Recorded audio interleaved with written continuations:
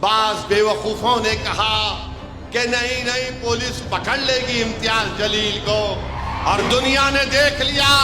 ہزاروں کی تعداد میں گاڑیوں میں نکل کر پوری ہائی وے کو چکا جام کر دیا۔ مہاراشٹرا کے اسمبلی میں جب مجلس کے میلے رہیں گے تو کوئی مائیکا لال یہ حرکت نہیں کر سکتا انشاءاللہ تعالی۔ نوجوانوں، نتیجہ اس وقت نکلے گا جب تم اپنی پارٹی کی لیڈرشپ کو مضبوط کرو گے۔ نوجوانوں، تمہاری اور ہماری آنکھوں نے دیکھا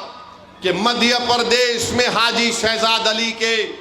20,000 اسکوائر فٹ کے گھر کو بی جے پی کی حکومت نے، مودی کے بلڈوزروں نے حاجی شہزاد علی کو صرف اس لیے اس کا گھر توڑ دیا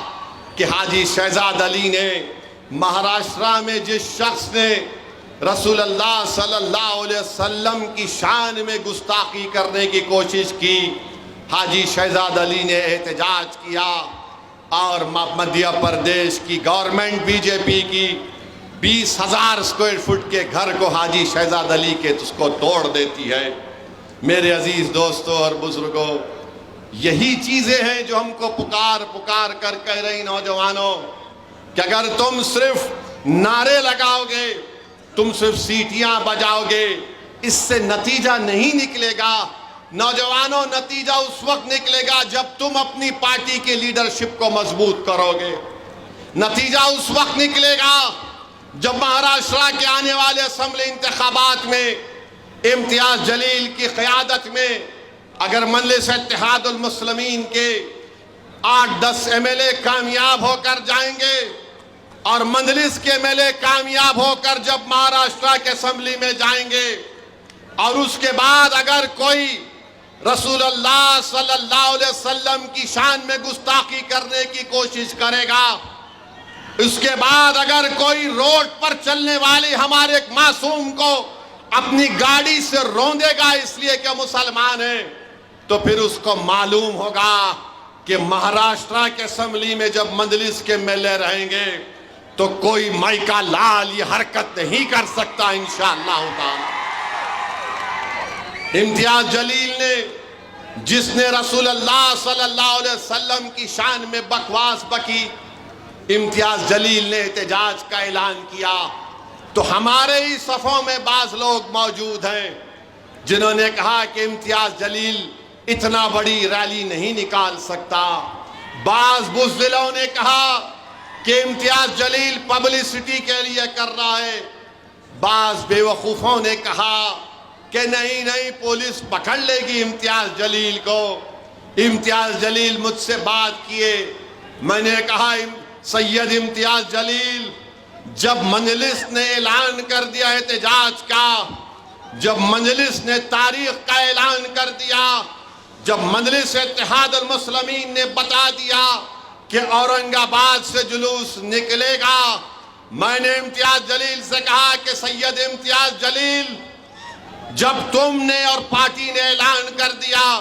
کوئی آؤ یا نہ آؤ، تم کم سے کم اپنی گاڑی میں نکلو اورنگ آباد سے۔ اور دنیا نے دیکھ لیا کہ مہاراشٹرا کی تاریخ میں اتنا بڑا مسلمانوں کا احتجاج کبھی نہیں ہوا تھا۔ اورنگ آباد سے بھیونڈی تک لوگ بتاتے ہیں کہ 8 سے 10 ہزار گاڑیوں میں فرزندان توحید اپنے رسول صلی اللہ علیہ وسلم کے غلامی کا توق ڈال کر نکلے تھے۔ دنیا کو بتا رہے تھے، ظالموں کو بتا رہے تھے، مودی اور امت شاہ موہن بھگوت کو بتا رہے تھے کہ ہم اپنے رسول کی عظمت کے لیے نکلے ہیں۔ تم سمجھ رہے تھے کہ ہم نہیں نکلیں گے۔ ہزاروں کی تعداد میں گاڑیوں میں نکل کر پوری ہائی وے کو چکا جام کر دیا۔ دلی پریشان، مودی پریشان، امت شاہ اورنگ آباد میں بیٹھے ہوئے تھے۔ امت شاہ کو یہ پریشانی لاحق ہو گئی کہ اورنگ آباد سے اگر ہزاروں گاڑیوں کا قافلہ نکلے گا تو میں کیسے ایئرپورٹ تک پہنچ سکوں گا۔ مگر الحمدللہ میں سلام کرتا ہوں ان تمام لوگوں کو جنہوں نے لبیک کہا اور اپنے رسول صلی اللہ علیہ وسلم کی شان میں جس نے گستاخی کرنے کی کوشش کی، احتجاج پرامن ہوا۔ میرے عزیز دوستوں اور بزرگوں، یہی طاقت ہے مجلس اتحاد المسلمین کی۔